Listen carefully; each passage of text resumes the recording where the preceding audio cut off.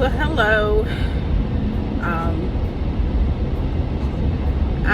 It's been a while since I have done, well, not too long, since I've done a video, but it may not reflect that once I start posting these videos. But I had kind of taken a break from doing videos and the process of getting my CDL, because I had a lot of lifing going on. So it's definitely been a process. So to go back to where I was, so I was still, I think I did a video saying that I was able to get through the financial aid part of it, get the cosigner that I needed. I did the physical, the DOT physical, which is $200, and I was actually able to do that, even though I didn't have the $200. You just pay it on the back end. So I was able to get the physical and everything done, and it was easy, simple, to the point. It wasn't too strategic. You have sometimes when you go do the urinalysis, you got to put your stuff up, and you can't wash your hands and don't flush the toilet and all of that, but it wasn't that strategic. It was just as simple as leave a urine sample. So that was easy. I got through that and passed all of that, and then life started lifing. I mean, life was already lifing, but just a lot going on in my life right now, my own personal life, and just a lot of things, unexpected changes, and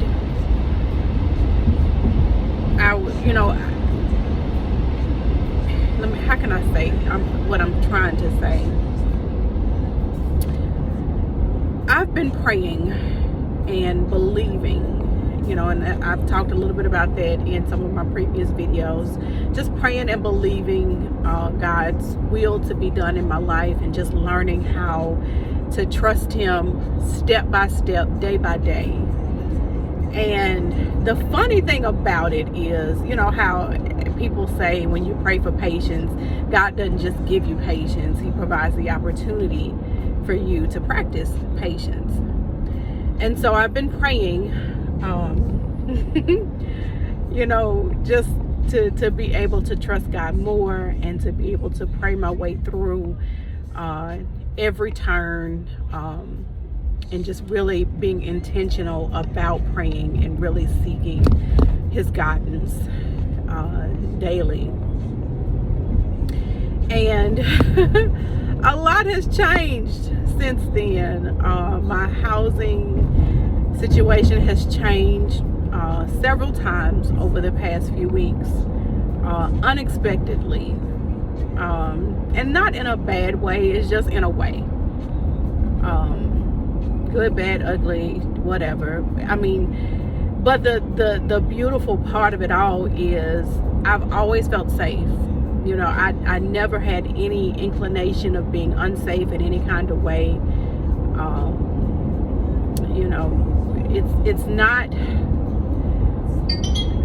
It's not the circumstances that, when you think about your life and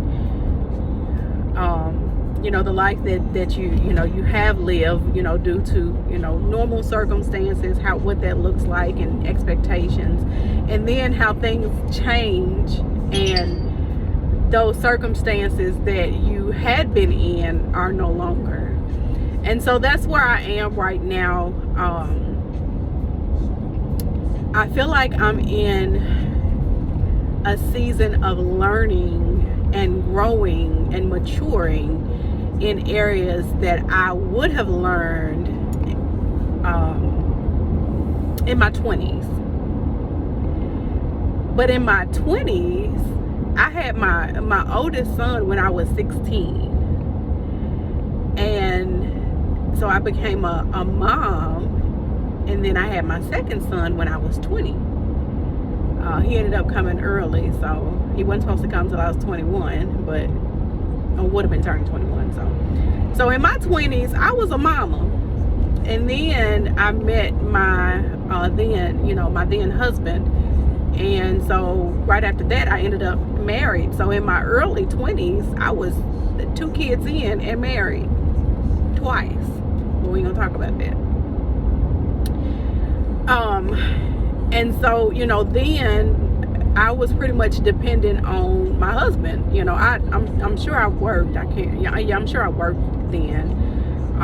But I was in a 2-person household, and so that's all I've ever known. So I've gone from being at home with my parents to becoming a mom. I did have a moment where I was by myself with my son, but even that was temporary, because then I met my then husband. So the things that I would have been learning back then, I feel like I'm at that point now where I'm learning the whole grounding of being independent, and being what being alone and managing and maintaining on my own, what that really looks like. My whole life has been sacrificing for my children, and I'm grateful that I was able to do that. And so now I'm in the season of it's about me, and maneuvering and making choices and decisions on just simply based on me. And so it's hard to learn those things in your 40s, and let alone mid 40s, because I'm in my mid 40s at this point in life. So yeah, it's a lot. It's a lot of processing, because I feel like I'm still learning me. I'm still learning who I am and my flaws, and what I want for myself and what I don't want for myself, and where I stand and what I believe in. I feel like I'm still trying to figure all of that out. And so these changes, that I'm going through, it's a lot. It's a lot to process. But like I said, I've been praying, and asking God to guide me and to show me, and to lead me on the path, that He has in place for me. And so it didn't necessarily, go, we want the straight and the straight path, but sometimes God's path will, have you going up, down, around, down through the valley, and up on the mountaintop. So I'm thankful for this process that God is allowing me to go through, to learn the lessons that I need to learn. Some of them I'm like, God, I don't want to learn that no more. I'm good. I don't want to go through that no more. But I'm thankful for it. I'm thankful, and I'm praying that I will learn what I need to learn, so that I don't have to revisit some of these circumstances again.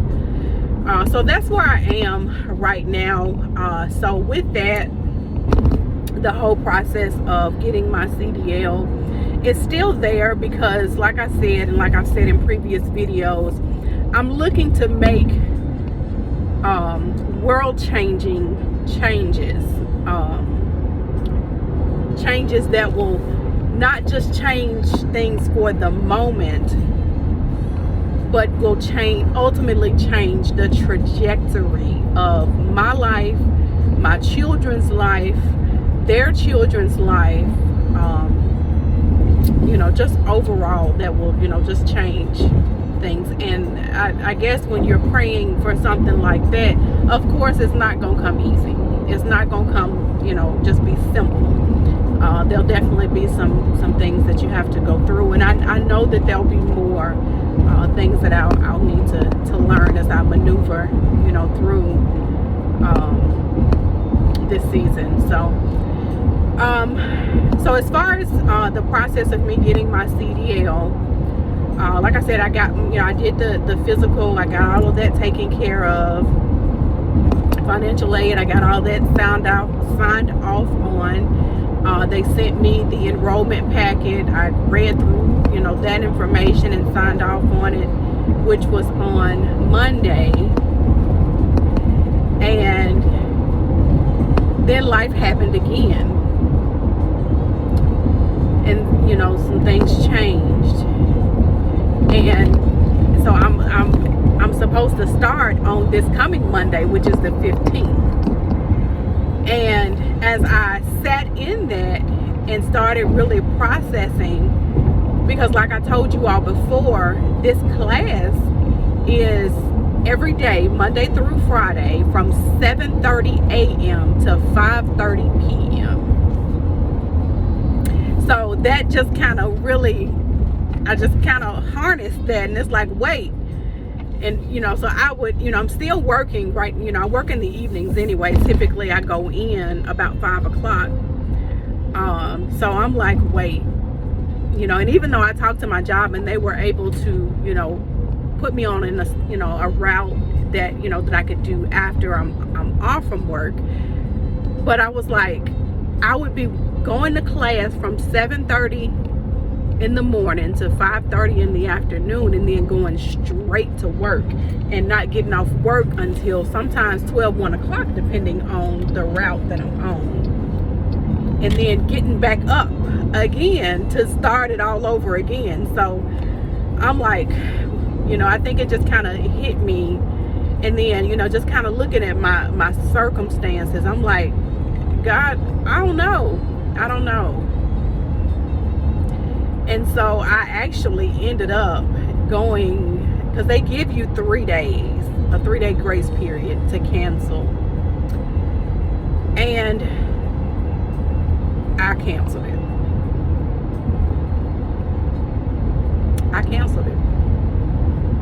I went to the school. It was pressing on me.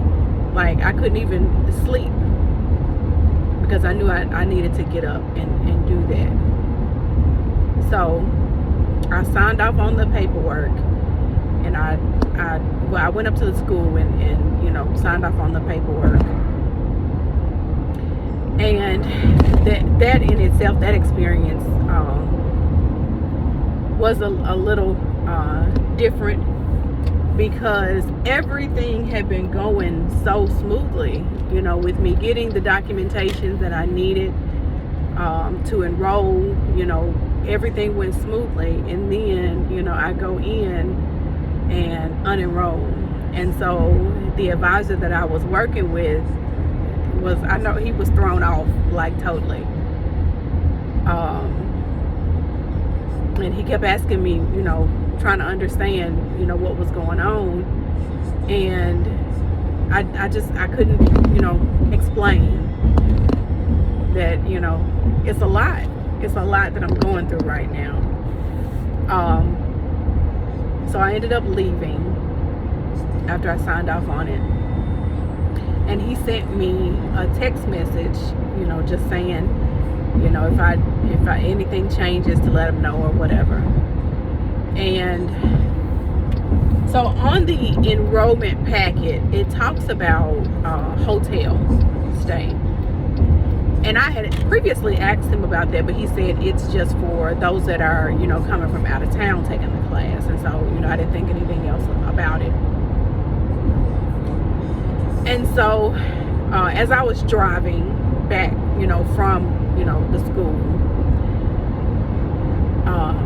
when he texted that, I responded, asking about, the hotel. No, I didn't ask about that. I asked him for future reference, how long, does my paperwork stay on file? Does it expire? Do I, just so that, if something changed, I wouldn't have to go through that whole process again, is what I was asking him about. And so I ended up calling him, because he didn't respond right back. And immediately when he was on the phone, he apologized. And he was like,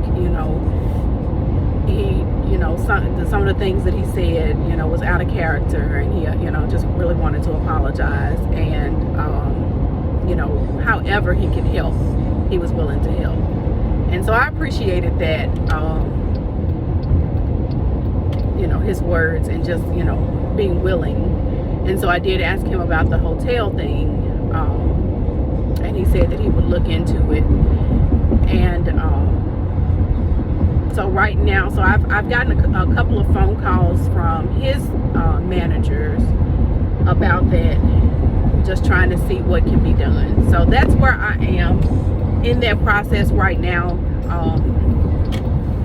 It's just trying to see, if I'll be able to, because right now the school that I'm going to is probably going to be about 30 to 45 minutes from where I am, and that's too hard, to do. I know that there are, people who can do it, but it's too much for me. And then trying to stay on point with learning and understanding. I want to be successful the first time with this class, so I don't want to set myself up for failure. So that's where I am right now, just kind of waiting to see what, if anything, can be done in that process.